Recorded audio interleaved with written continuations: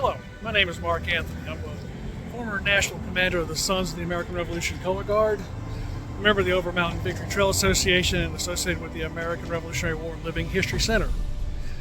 I'm coming to you today from Camden, where we have just completed the activities honoring 14 soldiers who gave their lives in the Battle of Camden, where their mortal remains were reinterred on the battlefield with full military honors.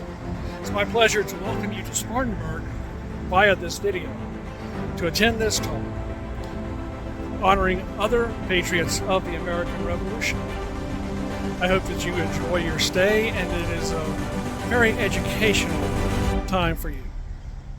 In the words of our patriot ancestors, huzzah!